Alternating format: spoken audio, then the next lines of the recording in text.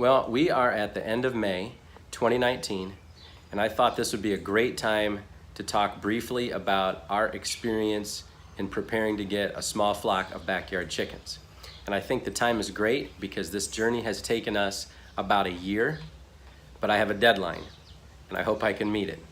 It's Saturday, June 15th. I have to have everything done, no more messing around, it's drop dead. For two reasons. One is we are going to be traveling to the Homestead Expo and Customer Appreciation Day at Meyer Hatchery here in Ohio. I haven't purchased chickens yet, but I thought it would be fun when I get my first chicks to go right to the hatchery because it's one of the top hatcheries in the United States and it happens to be right here, not too terribly far from us. So that is on Saturday, June 15th. That's just a couple weekends from now. So I have to have everything done. Number two is because I have, right behind me here, you can see some chicks that was so graciously donated to me by my brother-in-law, Ben. They are 6 bantam chicks, and we'll take a closer look at them in a second, but they are quickly outgrowing what we have for them, and I need to get them into our coop. So I wanted to talk about that today.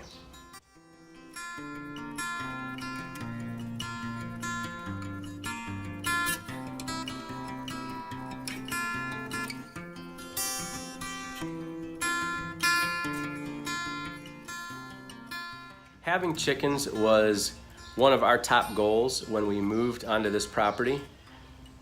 It's one of the things that probably a lot of homesteaders getting started think about. Chickens are the gateway farm animal, from what I've heard. So they're simpler to take care of, relatively low cost to get into, and people really like all the cool varieties and the different breeds. And of course having eggs and the opportunity to raise your own meat is right up there on the list for homesteaders. So we were the same. What was unique in our situation is that our property is just under an acre, and because of that, we had to really think through what our approach was going to be. I didn't want to free range them, like totally free range them and just let them go anywhere in our yard.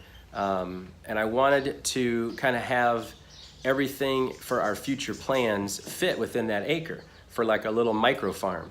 So we had to think ahead and say everything that we have, like vegetable gardens, a small fruit tree orchard, grapevines, vegetable gardens, poultry for layers and possibly for meat birds down the road, and anything else we wanted to do would have to be really compact, very neat, and very organized for it to all fit on this relatively small property of ours.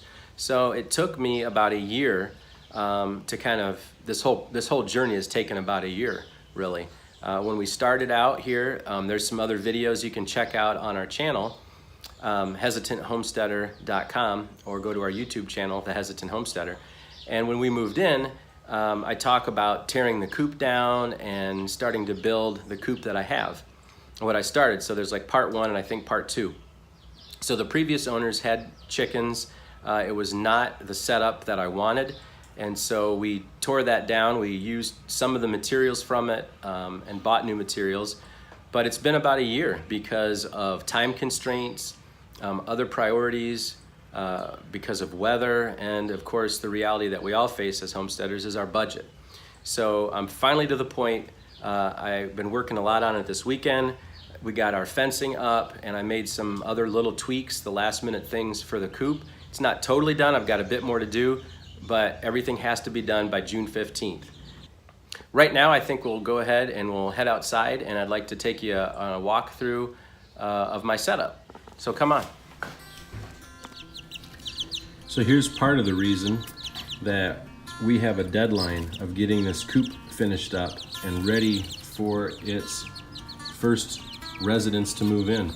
And it's these 6 bantam chicks here that my brother-in-law gave to me. I have no idea what species they are, but he said if I stand on the diving board and wait too long, he's bound to push me in, so he did. So we've got these chicks, and they are quickly outgrowing this. Okay, so here we are. This is the one end of my run, or a paddock. I'm gonna eventually have two of these. This one here is about 70 feet long, and the other one is gonna go out in this direction, and it'll be probably about 80 or 90 feet long and about 4 feet wide. It's wide enough for me to keep the birds enclosed to the perimeter of the property, but wide enough I can get a wheelbarrow down there, because I plan to do composting inside and also cleaning out the coop. So I use welded wire fencing, and I used all T-posts because I might want to move this, and it was a low-cost solution. Both the fencing and the T-posts are the lower cost for us. And this is kind of a neat fence. This is a gate here on the end. It's 4 foot by 4 foot that I made, and I used some components from a company I found online called Wedge Lock. They use these neat little bracket systems here. Everything works with T-posts. And so basically, I can take this gate, use the T-post, and with these brackets, and make a nice gate here. So we'll kind of walk backwards here.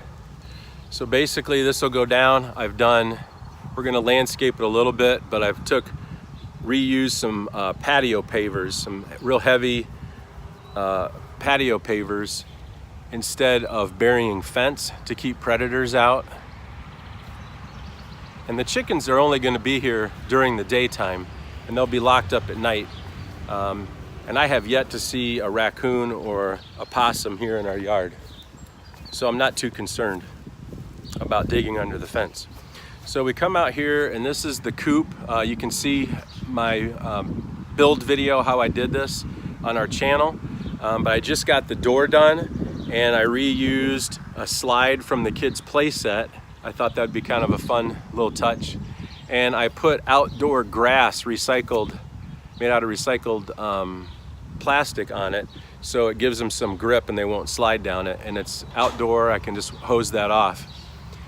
And so this area here is a bit wider, and this area is where I'm gonna do a lot of my compost to help offset my feed costs. Like I've said before, I got the idea from the fella that has Edible Acres YouTube channel. I really think it's cool how he works with his chickens and uses their natural nature of scratching to turn his compost and to add the manure on it. And so I'm gonna utilize that idea here. And on the inside of this area where the compost will be, on this side of the pen, these doors both swing open, and I can take all of the bedding material periodically out and add that into the compost and work it through.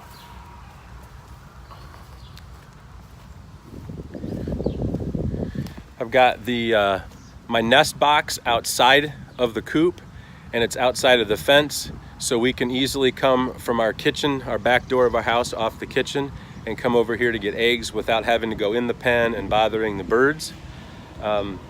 This is something, hopefully this is gonna work. I don't have all the kinks worked out, but like I said, I've got until the 15th to get this figured out. So here's the door setup that I decided to incorporate on our coop. I can't take credit for this. It's a variation off an idea I saw on YouTube. It's not totally done yet, but basically I built this door really sturdy so raccoons and predators can't get in it. But to lock it, there's a simple hinge here, and when the hinge is down, and if you try to lift the door, it hits this metal bar. The only way that you can open it is when you pull the string and it opens this up, and then the hinge goes up and you can pull it right up.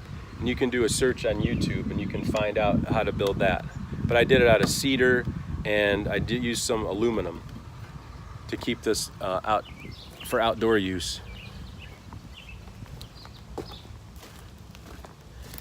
And then down on this end of the coop,